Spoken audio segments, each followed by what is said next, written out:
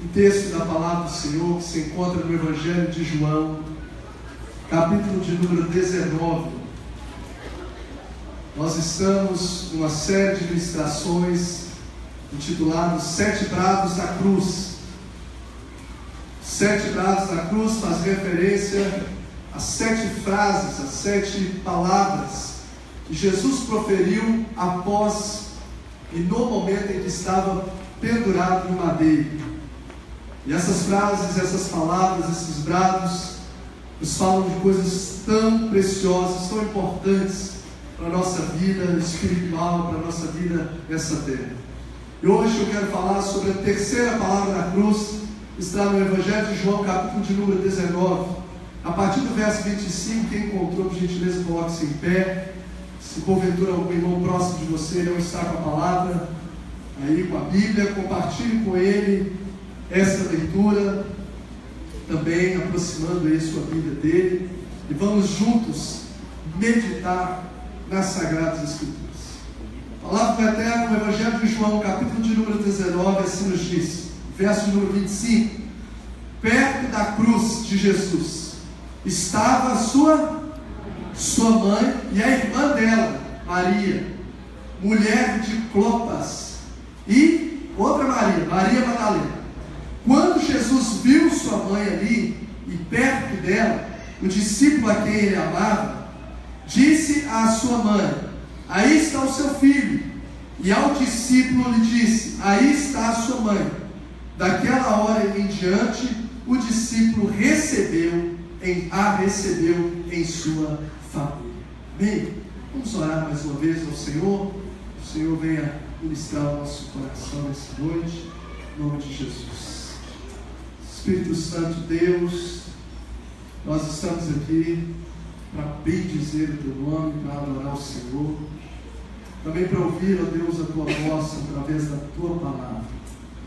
Nossa vida, ó Deus, ela é governada por ti. Nós queremos ser conduzidos pelo Senhor e queremos nesse momento que o Senhor torne os nossos ouvidos aptos, sensíveis, para ouvir muito mais do que a voz que sai neste microfone, mas, Deus, sobretudo a voz que ecoa no nosso coração e nos transforma, que é a voz do Espírito Santo do Senhor. Tua voz é poderosa, a tua voz despede chamas de fogo, como diz o salmista. A tua voz, ó Deus, nos transforma, e nós queremos nessa noite ser tocados, moldados, transformados, restaurados, renovados pela voz poderosa do Senhor. Assim oramos em nome de Jesus. Amém. Podem sentar-se.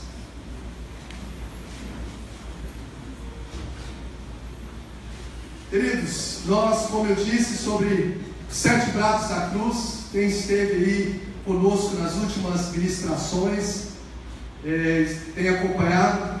No domingo retrasado, nós falamos sobre a primeira palavra da cruz, que foi palavra de perdão. A segunda palavra da cruz foi palavra de salvação.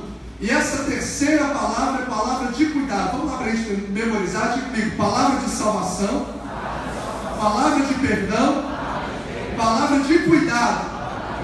E esse cuidado, irmãos, é um cuidado com a família. É interessante observarmos que as 3 primeiras palavras proferidas por Jesus, pendurado na cruz do Calvário, ele não foca a atenção em si, ele foca a sua atenção nas pessoas. Impressionante.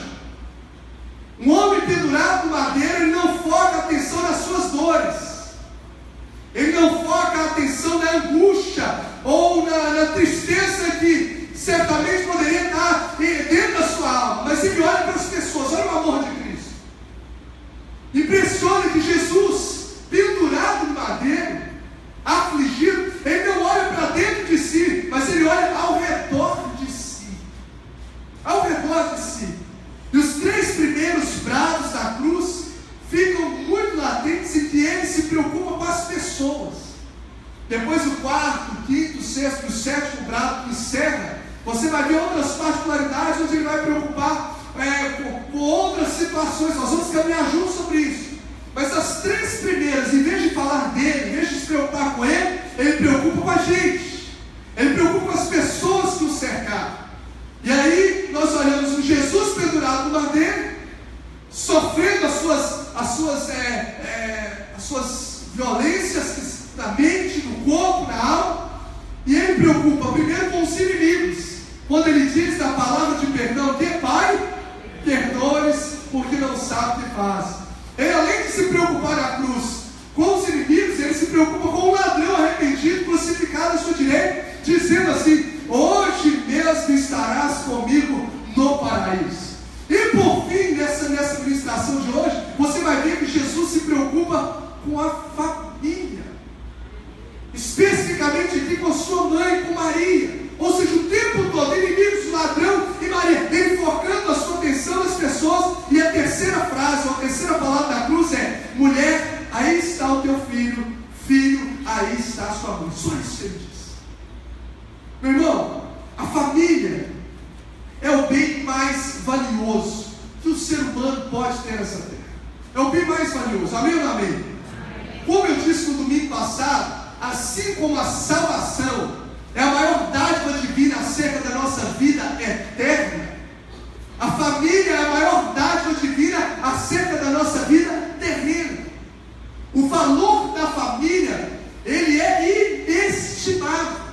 Porque a família é o que, pastor? A família é a base da sociedade.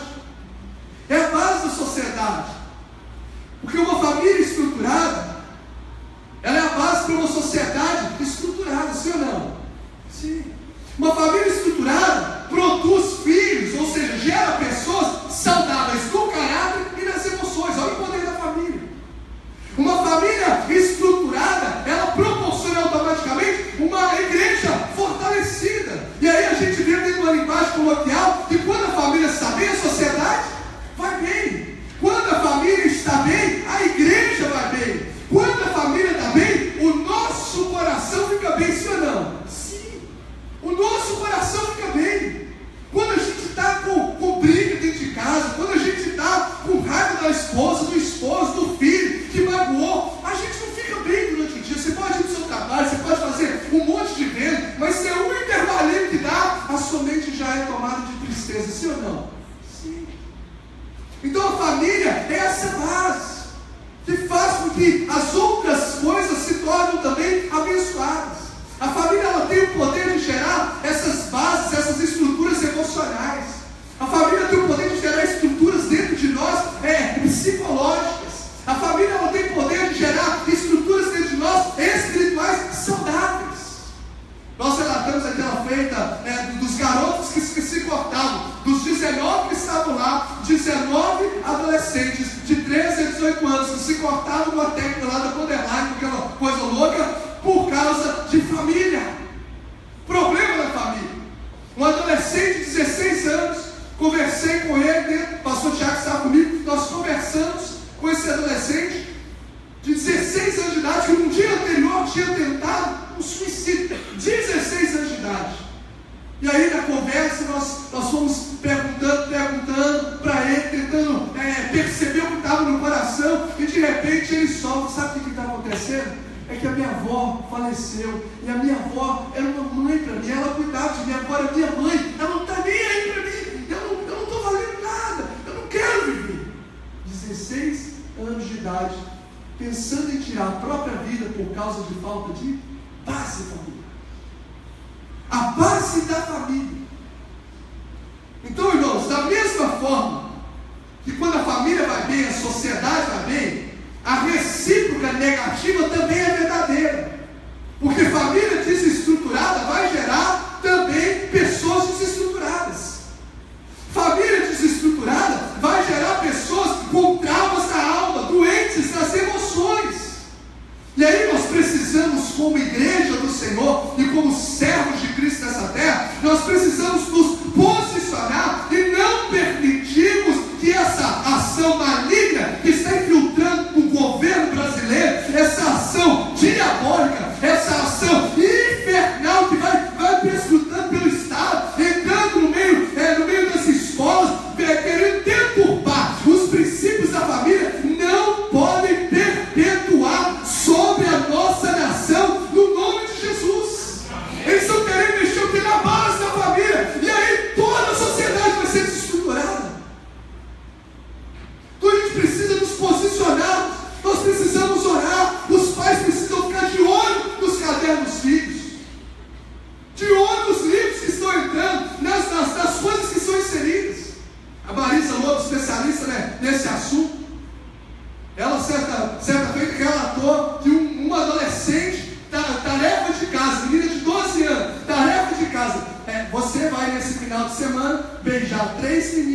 e vai beijar 3 meninas. Ao beijar os 3, você vai relatar a sua experiência para saber o que é que você vai decidir nas suas condutas. Escola, para casa. Onde eu estou? Para que eu quero descer.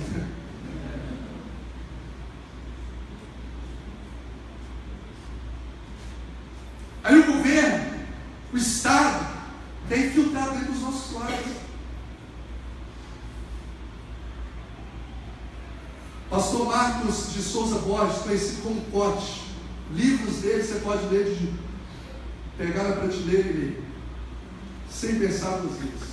Especialista nessa área, analisa a história, tanto no contexto da criação do Brasil, do mundo, como também espiritual. Ele disse uma frase, uma grande verdade. Ele disse: a saúde, presta atenção, a saúde e o futuro de qualquer sociedade dependem basicamente de uma só coisa: como essa sociedade define família.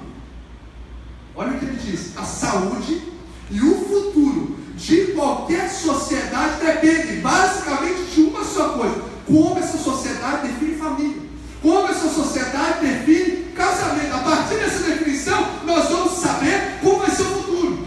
A partir dessa definição, nós vamos saber como vai ser a saúde. E isso é uma realidade que está na palavra.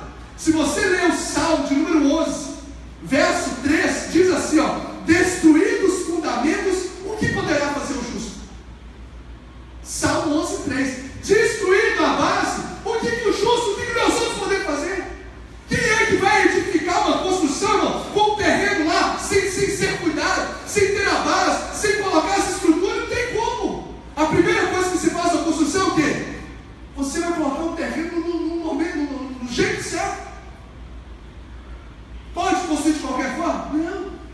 Aí a Bíblia fala: destruídos os fundamentos, o que poderá fazer o justo? Portanto, irmãos, mais do que nunca, nós precisamos lutar pela nossa família. Mais do que nunca, nós precisamos lutar, acima de tudo, pelos valores dentro da nossa casa. Nós precisamos, como servos do Senhor, lutar para ter uma família, conforme o Salmo de número 128, uma família que teme ao Senhor e que anda nos seus caminhos. Essa família, a Bíblia diz que será bem-aventurada, porque bem-aventurado é o homem que teme ao Senhor e anda nos seus caminhos. Do trabalho de suas mãos comerás, feliz serás e tudo te irá bem, meu irmão. E eu quero declarar sobre a sua vida e sobre a sua família, que a sua família será bem-aventurada. E receba no seu coração: o Senhor vai levantar você para ser um agente do Senhor, uma coluna dentro da sua casa, para milagres, para restauração, glória, para salvação da sua família, no nome de Jesus. Mas não abra mão da sua família, não abra mão dos valores dentro da sua casa, meu irmão. Ter amigos é brilhante, ter uma boa profissão é muito bom, fazer parte de uma igreja avivada, expressiva, é muito bom. Você está estabilizado financeiramente, é muito bom. Ter um ministério profícuo, você ser um pregador da palavra, é muito bom. Mas nada disso consegue substituir o valor e a alegria de se ter uma família estruturada, feliz e abençoada. Que assim seja a sua família e a minha família, no nome de Jesus. Família bem-aventurada, família feliz, família estruturada pelo poder do Espírito Santo. Amém. Glória a Deus. Uma certa escritora diz assim: se você não é capaz de ser feliz com a sua família, dificilmente será feliz com você mesmo. Verdade. Se você não é capaz de ser feliz com a sua família, dificilmente será feliz com você mesmo. Augusto Cury, psicólogo cristão, ele diz assim: se você passar por uma guerra no trabalho, mas tiver paz, quando chegar em casa, você será um ser humano feliz. E ele segue dizendo: mas se você tiver alegria fora de casa e viver uma guerra na sua família, a infelicidade será sua amiga. E é uma realidade. Às vezes a gente passa por tantos problemas. Quem não passa problema? Quem não passa perrengues lá no trabalho, pressão no trabalho? Quem não passa? Mas aí você chega em casa, Recebe um abraço de uma esposa que te ama. Recebe um abraço de uma mãe que ora por você, que cuida de você, de um esposo. Seu coração recebe um bálsamo, meu nome. O poder da família. Então, meu irmão, nós precisamos blindar a nossa família. Se eu quiser ser feliz, eu quero ser feliz, pastor. Eu quero ser um camarada abençoado. Ame e cuide da sua família. E você será uma pessoa feliz. Se comprometa a cuidar da sua família, melhor ainda. A investir um pouco mais na sua família, a dedicar mais à sua família, e você mesmo vai ser uma pessoa feliz. Eu olho para esse texto e nos mostra como que Jesus é magnífico. As últimas palavras de uma pessoa realmente têm muita expressão sobre a vida de quem ouve. E nas últimas palavras de Jesus, antes dele a sua vida ser ceifada ali na cruz do Calvário, você vai ver ele falando sobre salvação, falando sobre perdão, falando sobre amor à família. A última palavra de Jesus, ele manifesta um foco na família. Ou a terceira palavra. Essa terceira palavra da cruz, Jesus, ele coloca atenção, ele concentra amor na sua família. E o que me chama a atenção é que mesmo sobre as dores latejantes do seu físico, eu até mencionei uma experiência aqui no primeiro culto. Uma certa vez que eu fechei a porta, assim, na verdade, a porta do carro bateu nesse dedo meu aqui. Alguém aqui já fez essa proeza? Olha, glória a Deus, que não precisa. Irmãos, minha unha ficou roxa, preta. Minha esposa passou um monte de negocinho assim, aqueles negócios, ela passa assim, medicamento, um pouco de sazon, amor. Mas o meu dedo parecia que tinha um coração bebido. E eu fui dormir, foi logo na noite, eu colocava a mão aqui, eu não dormia à noite. Eu tinha um negócio pulsando aqui dentro. Eu não conseguia dormir à noite. Eu só pensava no meu dedo. E o tempo todo. Eu fiquei pensando que Jesus não tomou uma porta no dedo. Tomou pauladas, murros, chibatadas para arrancar pedaços de carne dele. Ele tomou tapas, uma coroa de espinho que perfurava a fronte. Ele tomou pregos nas mãos que atravessaram suas mãos. E mesmo assim, afligido com dores latentes, que não era o dedinho, mas todo o corpo. Você vai ver Jesus se preocupando em cuidar da família. E a gente, no nosso conforto, no nosso dia a dia, nas nossas viagens, nos nossos passeios, no nosso trabalho, às vezes a gente não tem tempo para mandar uma mensagem. A gente não acha tempo para fazer uma ligação para a mãe. A gente não consegue separar um tempo da frente da televisão para ficar uns 30, 40 minutos com o filho querido. Certo, é querido, senhor? Não consegue. A gente não consegue lembrar ou perceber que eu preciso dar uma atenção para a minha família. Eu não consigo. O trabalho me consome, o cansaço me consome. Jesus estava sendo consumido na cruz do Calvário. E a Bíblia nos mostra ele se preocupando com a sua família, mesmo diante das dores do físico, mesmo da tristeza que ecoava na sua alma do abandono dos seus discípulos que o abandonaram, mesmo diante da acusação injusta que ele ouviu o tempo todo, a mente dele ainda focou: cuidado com a minha família, eu preciso cuidar da minha mãe, eu preciso blindar a minha família. E aí nós vimos nesse texto que a gente leu nessa noite um cenário diferente do que a gente viu nos últimos 2 domingos.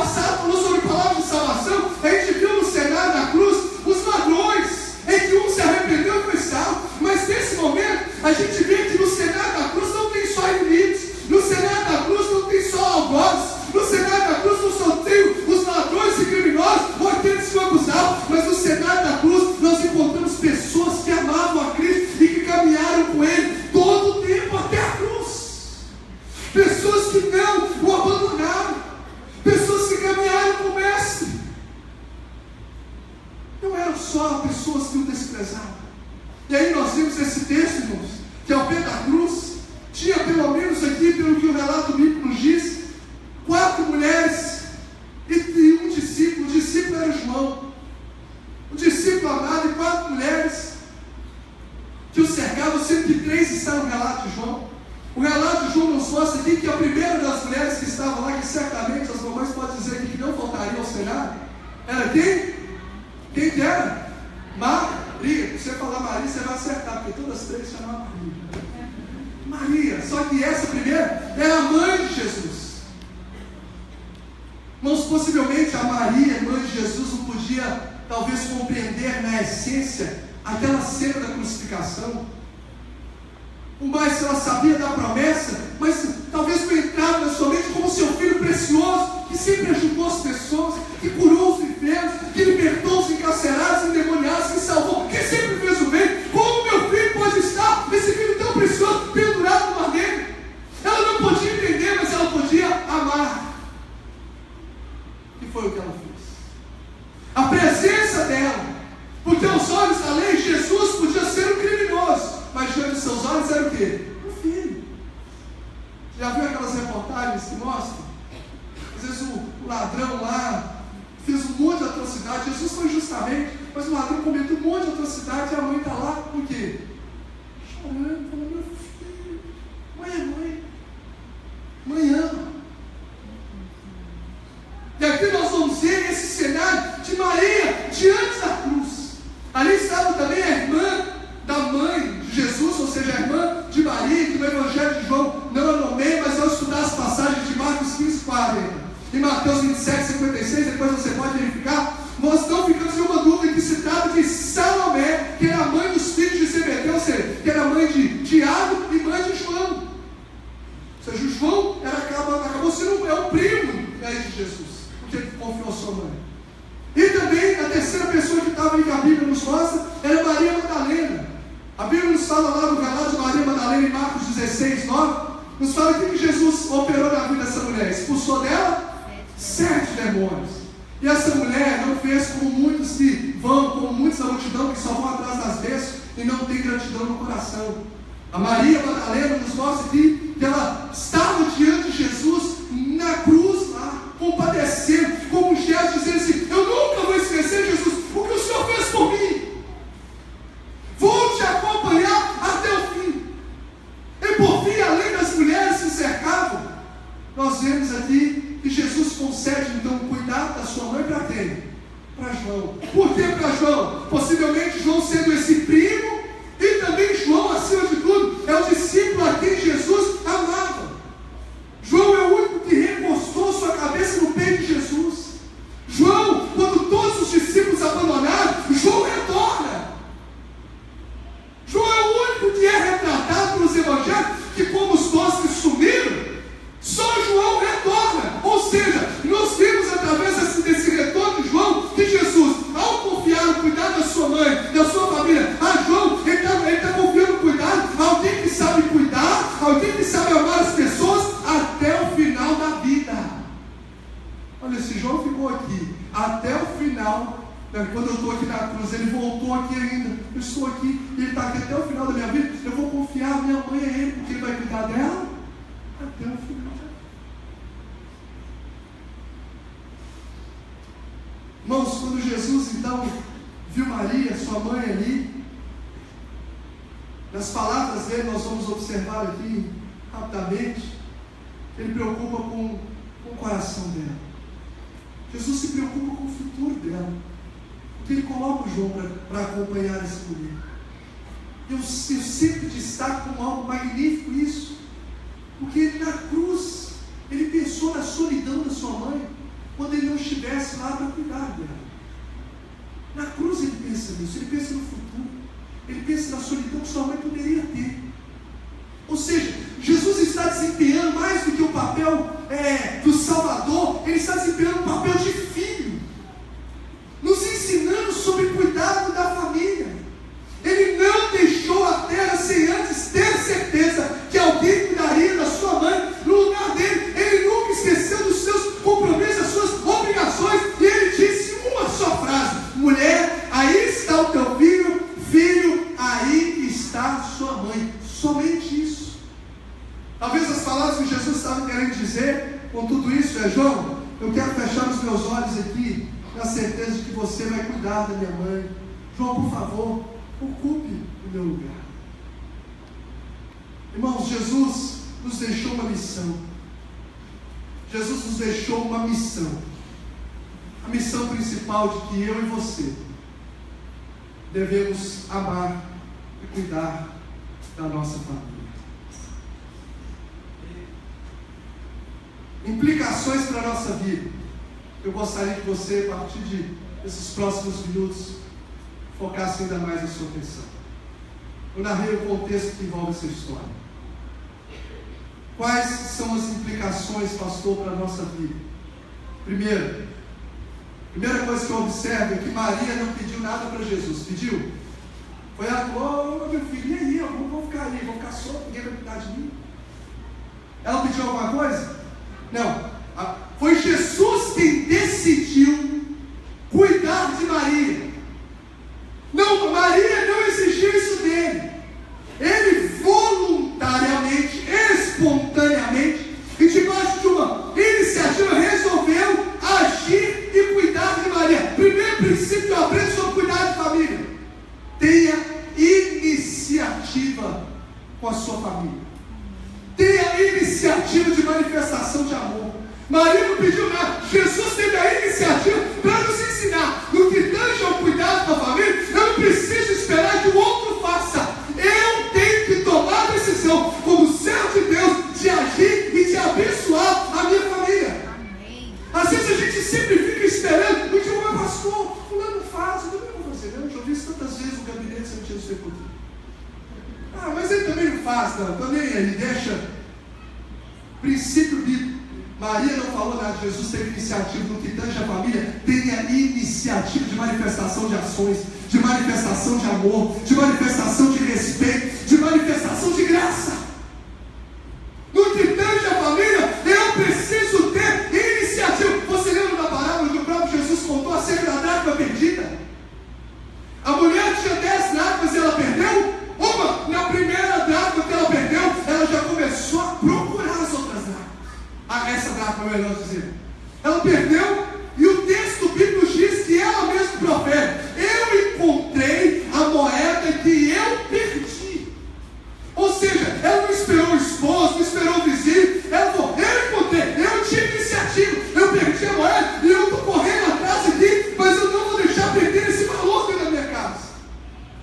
Isso comunica muito para o nosso coração, irmão, no que tange sobre iniciativa. É que, por exemplo, você vai lá em casa, pastor, todo mundo fica no celular, ninguém conversa, meu irmão. Seja você o primeiro a desligar o Wi-Fi do seu telefone e dialogar com a sua família. Às vezes a nossa desculpa é essa: pastor, lá a gente não tem. Desliga a televisão, chama a sua família para o sofá, para o redor da mesa, e seja um agente de milagre, de bênção dentro da sua casa. Pastor, minha esposa, ela não faz para mim um jantar, não faz. Então, varão, faz um café da manhã e leva no quarto para ela amanhã de manhã. Louvado as irmãs dizem amém. Já falei aqui, Jesus vai salvar a sua família. Eu nunca vi um amém tão forte. Às vezes a gente fica reclamando do outro. Faça, semeie. Princípio da semeadura. Pastor, não me dá um carinho. O meu filho me dá um carinho. Faça isso, mãe. Minha mãe não me dá carinho. Faça isso, filho. Seja você ao entrar dentro da sua casa, a dar um abraço nela. Eu nunca ouvi minha mãe falando: eu te amo, pastor. Entra lá na sua casa e abraça. A sua mãe diz: mãe, eu te amo. Você é muito importante. Iniciativa.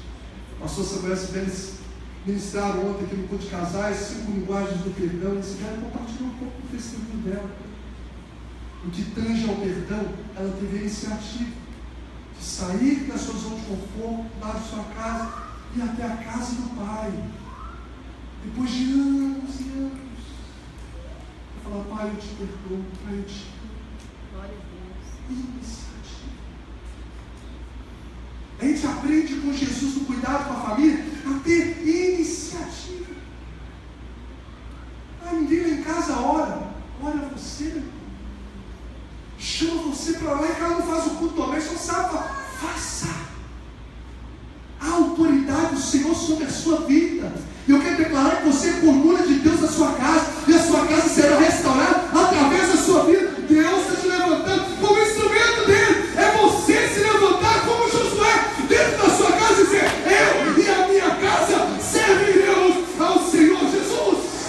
E a bênção de Deus vai alcançar a sua casa. Essa semente vai redundar em transformação, em salvação. Mas não abra a mão da sua família. Lute pela sua família. Empunhe as armas da oração. Empunhe as armas do amor. Empunhe as armas da dedicação.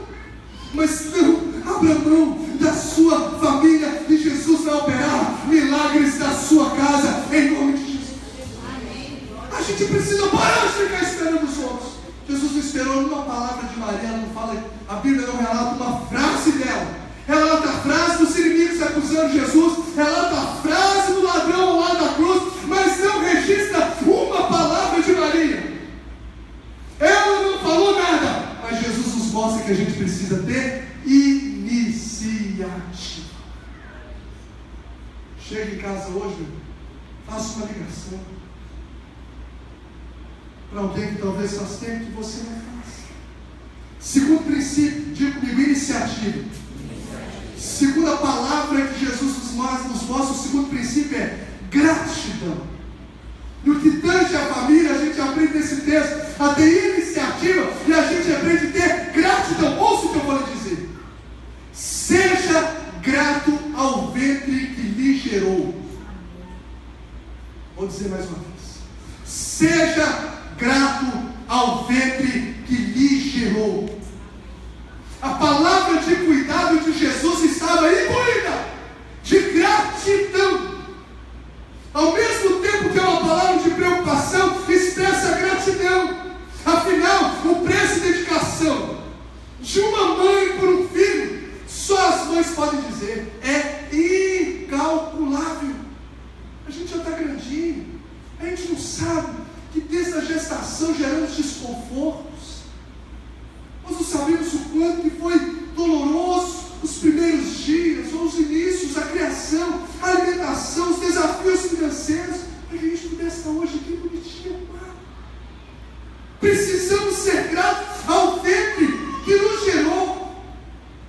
Você vai ver nesse texto, eu fico imaginando o coração aqui de Maria, do nascimento ao Calvário, como foi a aflição da alma dessa mulher. Talvez por quando Jesus estava para nascer, não encontraram um hospital, não encontraram um quarto no hotel, e tem que colocar o seu filho, gerado pelo Espírito Santo, numa manjedoura, no meio de um estábulo. Eu imagino a dor dessa mulher, quando Herodes lançou o edito para matar as crianças, e ela teve que fugir, para com a razão aguardar o seu filho Jesus, para que ele não pudesse morrer. Eu fico pensando, qual foram os golpes da alma de Maria, quando ela viu Jesus sendo desprezado, quando ela viu Jesus sendo rejeitado por homens, cujo filho dela tinha tanto abençoado essas pessoas, certamente, gerou tanta dor no coração de Maria, que nós não podemos estimar. E ali na cruz, vendo o seu filho com a pele esfacelada, o seu filho moribundo, a ponto de morrer, agonizando possivelmente ali na cruz. Quem sabe Maria, olhar aquele cenário, lembrou, eu fui a primeira a beijar a testa do meu filho, que hoje está sendo perfurada de coroas de espinho. Quem sabe Maria olhou para as suas mãos e para os seus pés, e lembrou, meu Deus, eu pude guiar aqueles pezinhos, pegar aquela mãozinha tão pequenininha, que hoje está perfurada com pregos, que hoje está perfurada, maltratada, violentada pelos seres humanos. Como a gente pode sondar e analisar o coração dessa mãe, ali no pé da cruz, é um coração de uma mãe. E aí Jesus diz, mulher, olha aí teu filho, filho, olha aí tua mãe, gratidão, minha, por gentileza. Irmãos, a pergunta que a gente precisa fazer a alguém do pecado: será que a gente tem sido grato, eu e você temos sido gratos ao vento que nos gerou?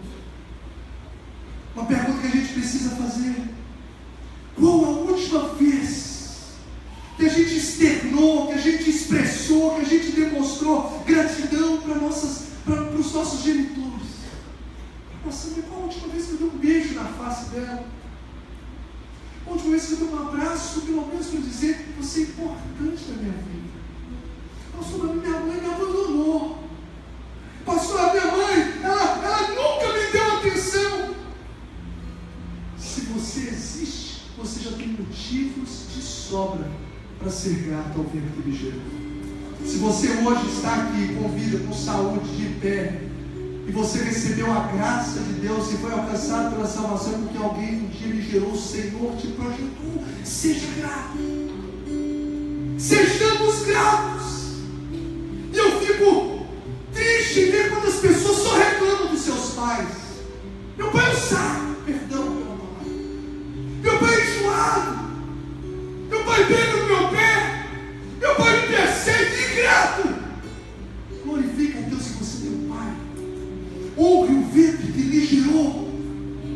Quantas pessoas às vezes só cobram dos pais? Se talvez hoje o seu pai, meu irmão, não pode fazer nada por você, se não tem talvez forças físicas, ou não vai gerar fazer mais nada, seja grato pela sua existência, porque eles foram instrumentos de Deus para a sua vida e para a sua vida nessa noite. Diga comigo gratidão. Diga comigo iniciativa. Diga comigo honra. Terceira palavra que eu aprendo com Jesus diante da cruz, nesse texto: honra. Guarde essa frase no seu coração, simples. Honre seus pais por toda a vida. Não é só quando está solteiro, não. Honre seus pais por toda a vida. A Bíblia não coloca limite. Até que quando casou, aí... honre seus pais por toda a vida. Tem gente que luta para o pai morrer para pegar a herança.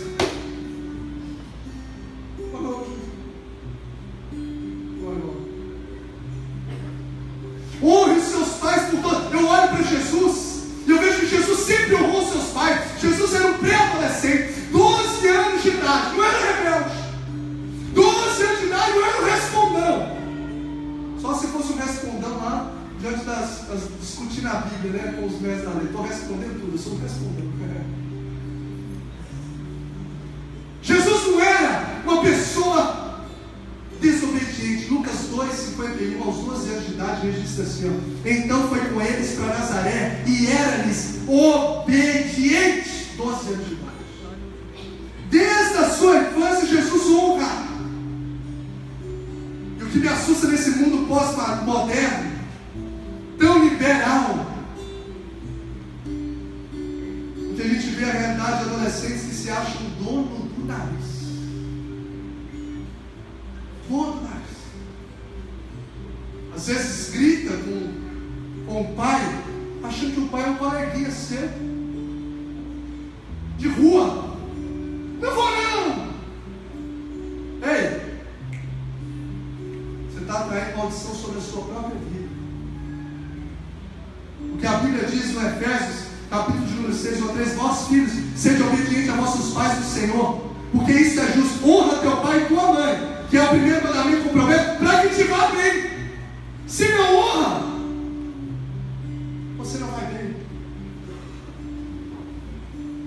A gente precisa manifestar ações de honra, de gratidão para com os nossos pais.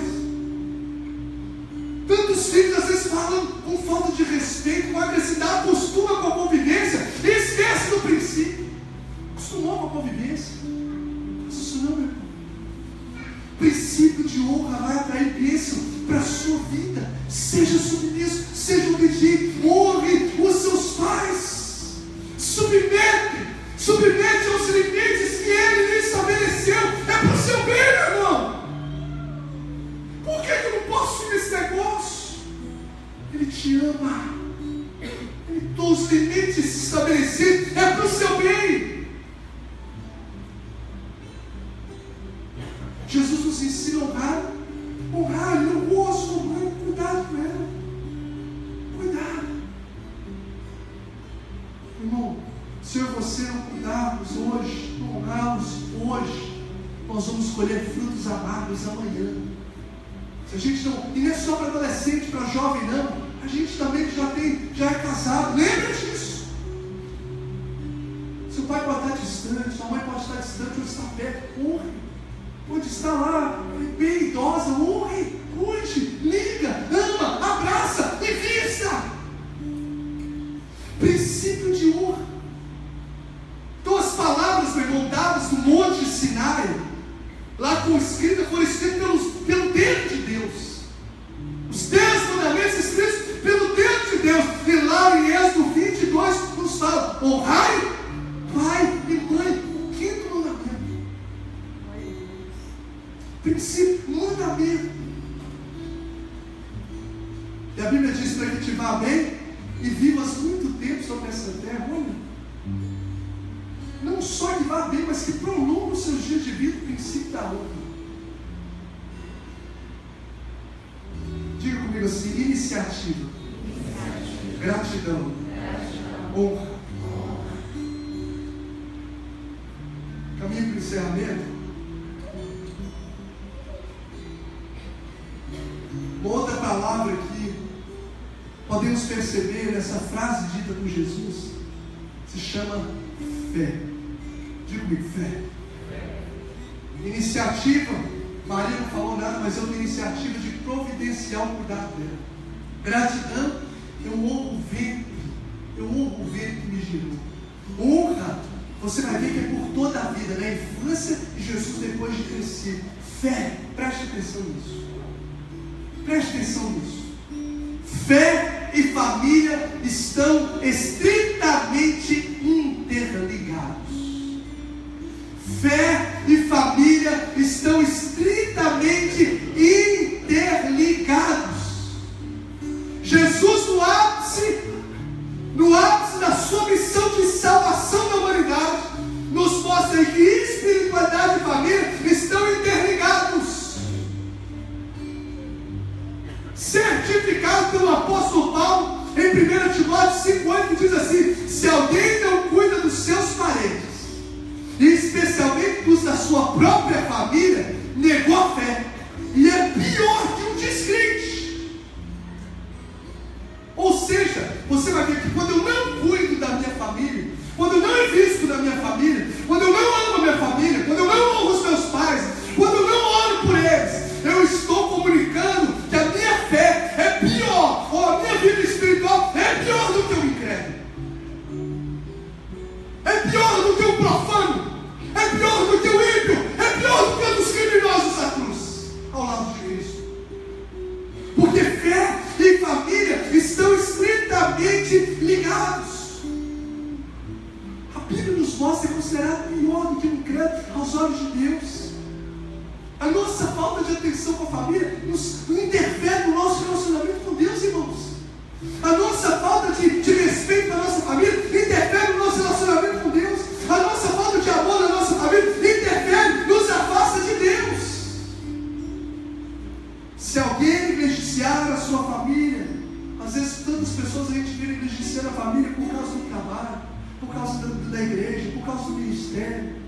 Por mais espiritual que essa pessoa pareça, ela está indo contra a palavra do Senhor. Às vezes a gente vê aqui, na verdade, diz um camarada, oh glória,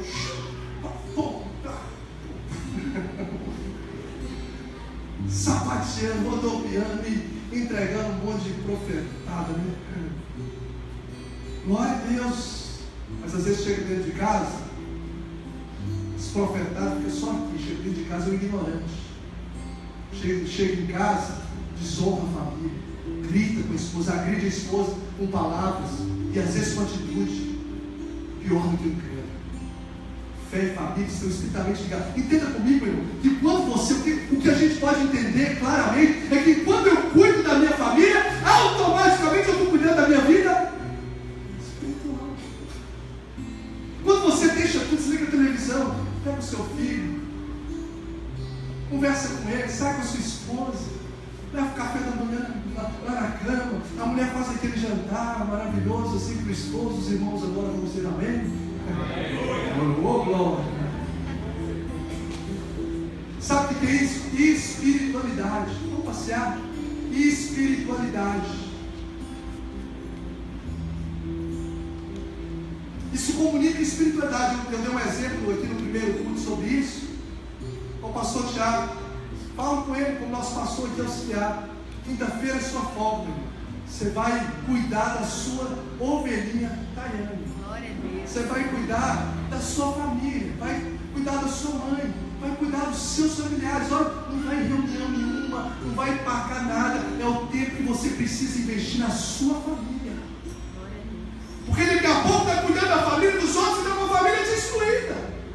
E a pessoa acha que está fazendo bonito não cuidar da família, por ficar cuidando da família de todo mundo e não cuidar da sua. Diante de Deus, o Senhor está falando, está pior do que o incrédulo, né, meu irmão? Está pregando bonito, está falando um monte de coisa bonita, está orando por todo mundo, mas diante dos teus olhos está igual o crente, porque não está cuidando da sua casa. E na segunda-feira é minha vez. Pastor, eu estou cuidando da minha ovelha preferida. Minha ovelha preferida, sem nenhum desprezo por nenhuma outra ovelha. Ovelha do meu coração, né? Cuidando da minha esposa, vou passear com ela, vou assistir filme com ela, vou tomar café junto, vou limpar a casa junto. Vamos junto. Isso é o que? Espiritualidade. Isso é, ao mesmo tempo, relacionamento com Deus, é blindar a família. Quantos pastores, infelizmente, você talvez conheça, missionários, ficaram 24 horas envolvidos, estou no ministério, estou na obra, perderam os filhos, perderam o casamento. Conhece? Infelizmente. Por quê? Quebrando o princípio. Um princípio de que a gente precisa cuidar, não. É Deus em primeiro lugar, família vem depois. Depois a vida, igreja, trabalho, aí segue. Mas os dois pilares, Deus e família, não pode ser invertido. Você não pode deixar o trabalho tomar conta do seu espaço, do seu tempo todo, e você não ter tempo para a sua família. Isso é você deixar a sua vida espiritual sendo jogada pelo ralo. Uma vez parece que eu compartilhei aqui no grupo de uma jovem, acho que foi uma jovem que estudou comigo no seminário. O pai dela era presbítero da igreja. Presbítero na igreja. Ele saía da igreja, tratava os filhos com cavalo, tratava a esposa com ignorância. Essa menina chegou na adolescência, ela queria tudo menos ser crente. Eu, para ser crente igual meu pai, que é presbítero, não. Pela graça e misericórdia, o Senhor ela alcançou. É rezar. E ela hoje compartilha esse testemunho. Ou seja, às vezes a gente está tendo foco. Estamos foco no lugar errado. A gente precisa honrar a nossa família, investir na nossa família, e automaticamente a gente está investindo na nossa vida espiritual. E finalizo.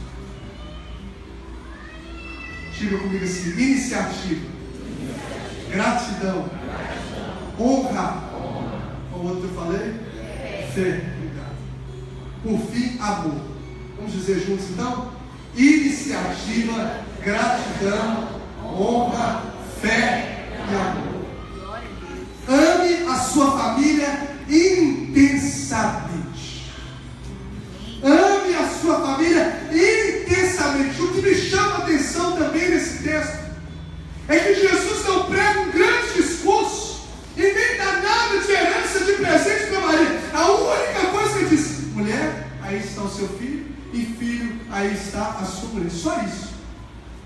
Está aí a sua mãe. Uma pequena frase que comunica honra, cuidado, que comunica gratidão, que comunica amor, nos ensinando um princípio que eu sempre tive nos casamentos aqui, que é uma frase de Augusto Cury também, e diz assim: ó, pequenos gestos trazem grandes conquistas. Vamos dizer juntos? Pequenos gestos trazem grandes. Uma frase que Jesus disse. Ele só disse uma frase. Ele disse só uma frase: filho, está aí sua mãe. Mãe, mulher, está aí o seu filho. Uma frase, mas que comunicou tantas coisas: gratidão, honra, verdade, nos ensinando que pequenos gestos trazem grandes conquistas. Meu irmão,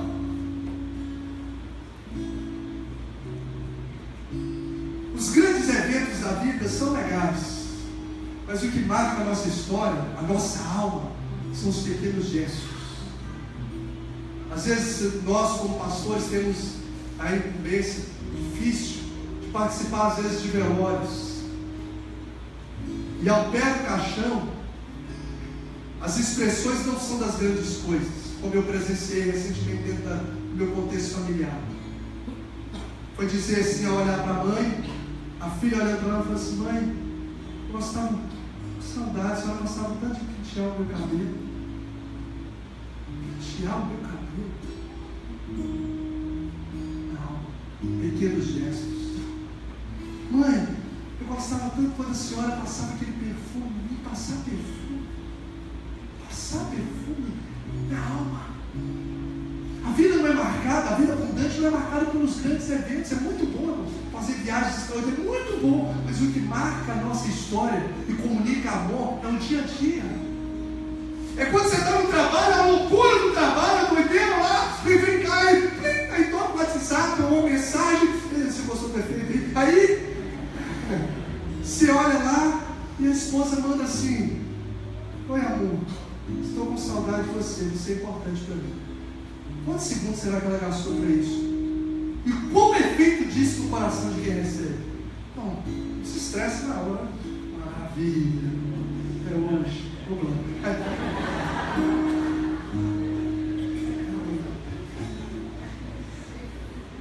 Ou às vezes você acordar de manhã, a esposa está dormindo, a esposa está, o filho está deitado, você vai falar: filho, você é o melhor filho do mundo, te amo. Deixa um bilhetinho para ele. E sabe, você vai gastar um pedaço de papel, você vai rasgar de um bloquinho lá, um pouquinho de tinta esferográfica, mas que vai trazer um grande efeito, porque pequenos gestos trazem grandes conquistas. Foi uma frase que Jesus disse para essa mulher que revolucionou até hoje a nossa história. Às vezes você fica esperando fazer um grande. Acredito que nós vamos viajar para é muito boa, eu não estou desprezando essas coisas, não, mas o que marca são os pequenos. Pega a mão, vamos caminhar juntos. Eu já falei aqui, eu lembro uma vez que meu pai, eu falei isso aqui há pouco tempo. Meu pai uma vez chegou atrasado, chegou em casa, o almoço estava pronto. Meu pai é igual todos os homens. Quando o almoço atrasa, a gente fica impaciente, não é verdade? Mas meu pai, ele era para ter a reação da impaciência, mas ele chegou, o almoço estava o almoço, eu atrasei, não sei o quê. Aí ele pegou a minha mão, lembro até hoje, pegou a minha mão e falou assim: ô menininho, que ele chamava de menininho, vamos dar uma volta ali no quarteirão com o papai? Eu lembro até hoje, ele deu a volta comigo. O quarteirão, passou na sorveteria, comprou uma bola de sorvete dentro de um copo de plástico. Chegou lá e levou para minha mãe. Eu tomei o sorvete e ele levou para minha mãe o sorvete. Eu nunca esqueci disso. Eu já ganhei um monte de brinquedo, eu nem estou lembrando agora. Castelo de Grace, não sei o que.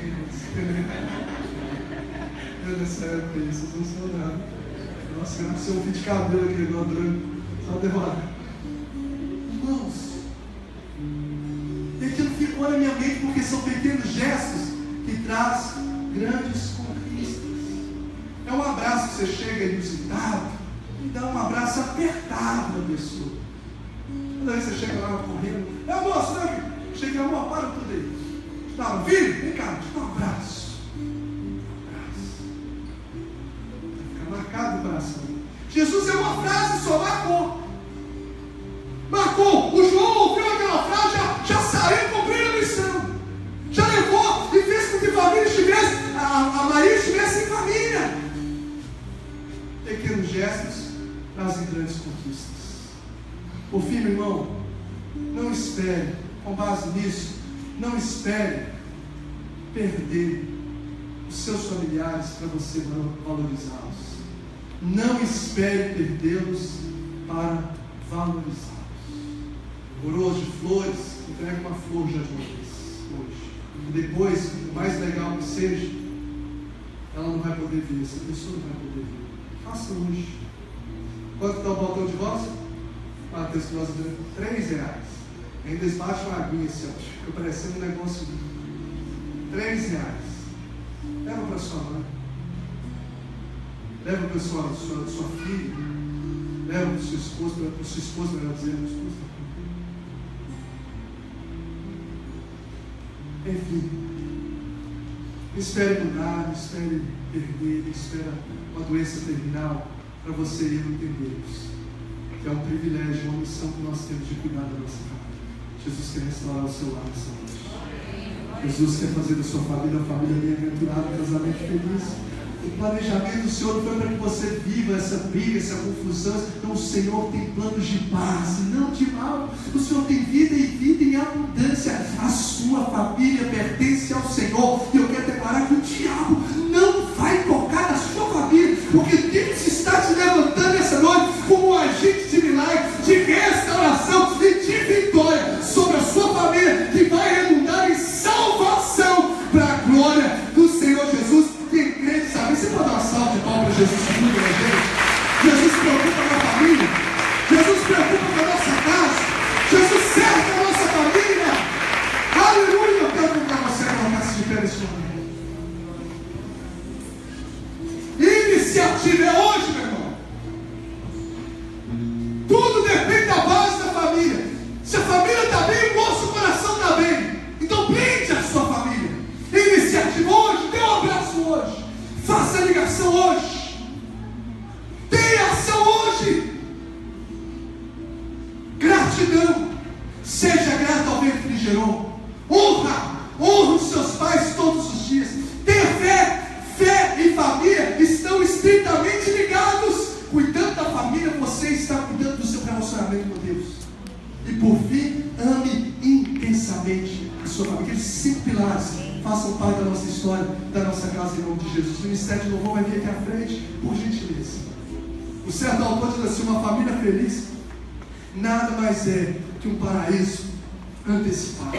E eu quero convidar você neste momento para fechar os seus olhos. Nós vamos encerrar em 5 minutos, mas eu quero convidar você a fechar os seus olhos neste momento.